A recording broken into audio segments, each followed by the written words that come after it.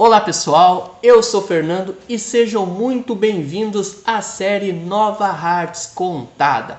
Essa série que foi desenvolvida para você que quer conhecer um pouco melhor da história do nosso município.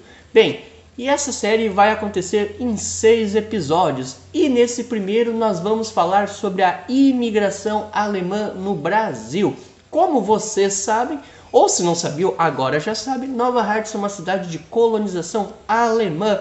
Então nada mais justo que começar essa história pelo começo. Então vamos lá!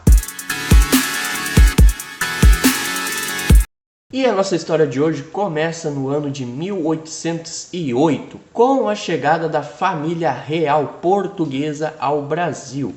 Pois bem, a chegada deles aqui no país representou profundas mudanças sociais e culturais, visto que até então o Brasil era uma grande colônia. Bem, desde a chegada da corte, algo que os incomodava muito era o fato de que no Brasil a maioria da população era formada de negros e índios, algo que não se encaixava nos padrões do primeiro mundo, que era a Europa. Bem, então em 1818, com o auxílio da Imperatriz Leopoldina, o Império Brasileiro, o Império Português, traz um pequeno grupo de imigrantes da Alemanha que são alocados na Bahia. Bem, porém esse primeiro projeto não dá certo e eles decidem cancelar. E é retomado, esse projeto imigratório é retomado só em 1822, após a independência do Brasil. Pois bem, pessoal, e muitos eram os motivos que o Império Brasileiro tinha para retomar o projeto de imigração aqui para o Brasil. Dentre eles estava o preenchimento dos grandes vazios demográficos do sul do país. Pois é, pessoal, nesse período o sul ainda era muito pouco explorado. Exatamente. E os imigrantes viriam para cá para preencher essas áreas de terras inexploradas e as proteger das constantes ameaças de invasões dos países vizinhos.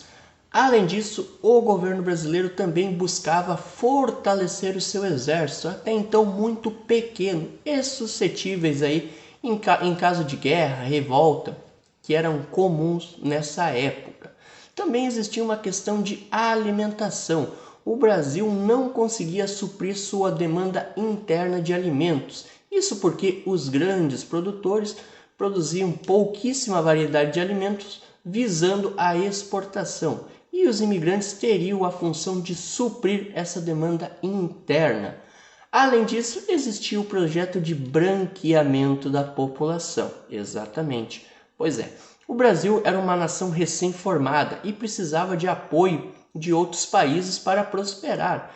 E para ter esse apoio, ele precisava, dentre outras coisas, ficar nos padrões da época, certo? E o Brasil era um país predominantemente de índios e negros. Então, os imigrantes teriam a função aí de ir branqueando a população e apadronizando aí, deixando o Brasil aos padrões da Europa.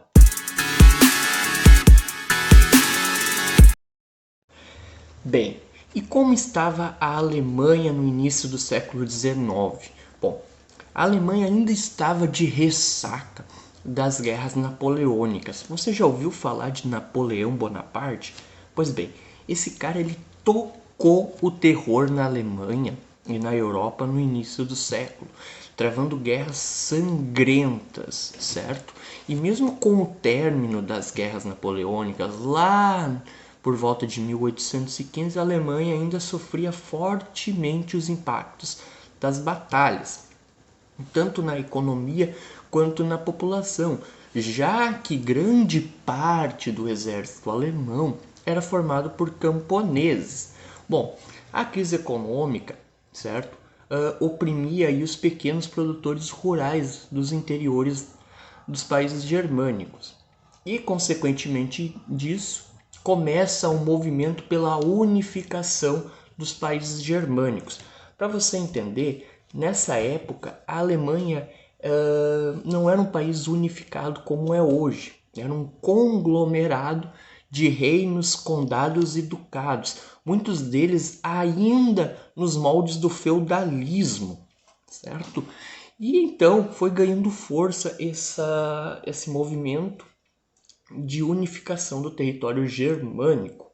Mais para frente, ainda existe o advento da Revolução Industrial, que aí sim força esses pequenos produtores, esses camponeses, que já estavam sofrendo pelas crises econômicas e políticas, a saírem de suas casas, das suas propriedades rurais e migrarem aos centros urbanos. Lá eles teriam que trabalhar ou nas empresas, ou em minas de extração de ferro, ou na construção de ferrovias. Porém, todos esses lugares com salários baixíssimos, condições de trabalho péssimas e cargas horárias altas, certo? Sem contar que a qualidade de vida nesses centros urbanos era horrível, né?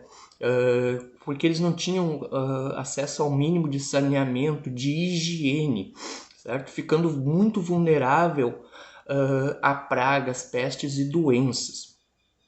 Então, nesses períodos, muitos alemães procuraram, sim, como uma última alternativa de uma vida melhor, sair do seu país e buscar oportunidade em novos lugares. E dentre essas opções estava o Brasil.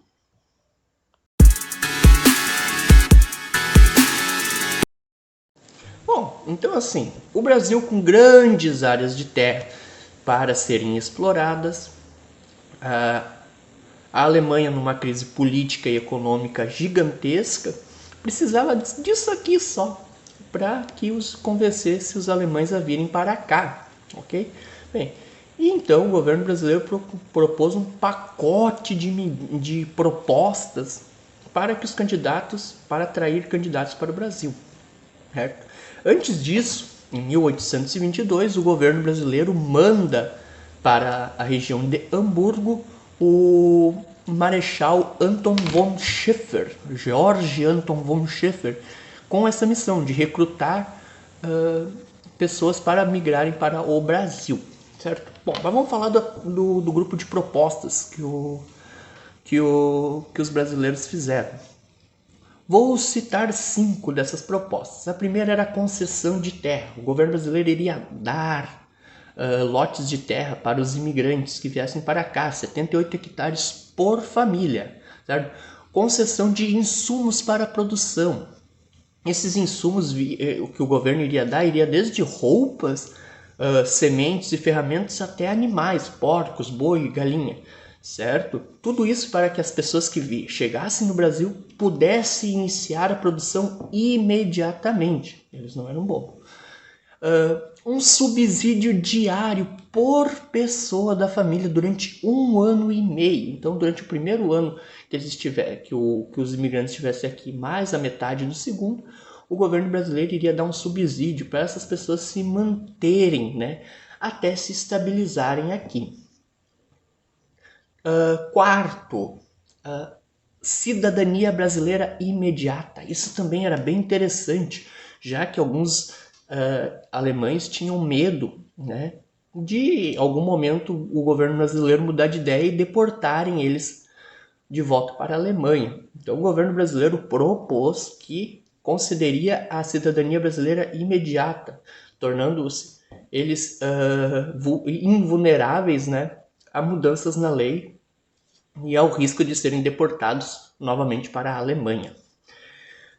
E quinta e última proposta, que eu considero mais importante, é a liberdade de culto. O povo alemão, notoriamente, são religiosos, muito religiosos, ok?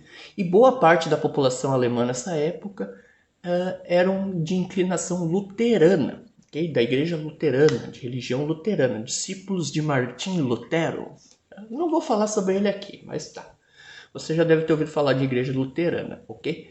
Bem, e o Brasil era um país católico, né? Então tu imagina, os alemães tinham medo de que quando eles chegassem aqui eles fossem impedidos de exercer a fé deles. Porém, o governo brasileiro, por meio da própria Imperatriz Leopoldina garantiu que não, que eles teriam liberdade para exercer sua fé livremente aqui no Brasil, certo?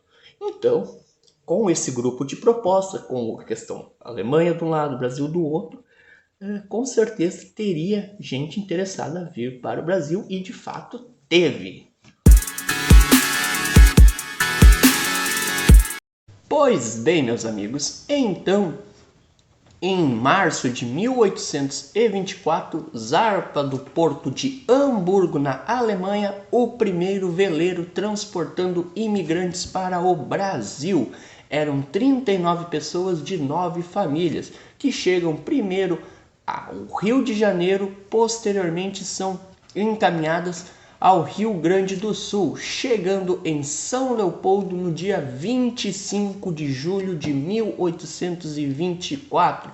Guardem essa data com vocês, iniciando oficialmente o período imigratório aqui no Brasil. Pois bem, pessoal, esse período dura de 1824 até o final dos anos 60, início dos anos 70, né, no século 20. E nesse período estima-se que cerca de 250 mil pessoas tenham migrado para o Brasil. Bem, porém engana-se quem acha que esse período foi tranquilo. Não, houve vários percalços ao longo do caminho. Alguns deles já no início do período, como por exemplo as promessas que o governo brasileiro fez e que não cumpriu. Até porque muitas dessas promessas eram inconstitucionais, ou seja, a lei do Brasil não permitia.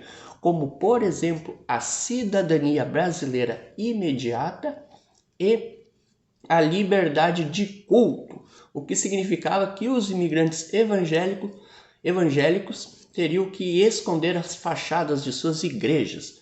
Pois bem, já a partir dos anos de 1850, o governo muda a lei imigratória e a partir de então começa a vender lotes de terras para imigrantes na Alemanha, né? Vindo assim, a partir daquele período, apenas imigrantes que teriam condições financeiras de se manter no Brasil, o que também ajudou bastante, né, na evolução econômica dessas localidades. Pois bem, também existem, né, ao longo dos anos da imigração, relatos de escravidão, de imigrantes sendo submetidos a trabalhos escravos. Um desses casos, que aconteceu no Espírito Santo, chegou a causar uma instabilidade diplomática, quando o reino da Prússia proíbe que súditos migrassem para o Brasil. Bem, já no final dos anos 30, no século 20, já no final da década de 1930, início da década de 1940, né, os imigrantes alemães no Brasil são duramente perseguidos por conta da Segunda Guerra Mundial e do nazismo. Bom, pessoal, sim, muitos nazistas vieram se refugiar aqui no Brasil. Porém, a grande maioria dos imigrantes nem sabia o que estava acontecendo e foram duramente perseguidos, tendo aí literaturas inteiras queimadas, inclusive as Bíblias. Os governos queimavam. O meu bisavô, né, contava, infelizmente já faleceu, contava que no período da Segunda Guerra Mundial aí ele teve que esconder um baú onde é que tinha livros de canto, não tinha nada a ver com literatura alemã, era livros de canto, Bíblia, no quintal de casa para a polícia não os queimar.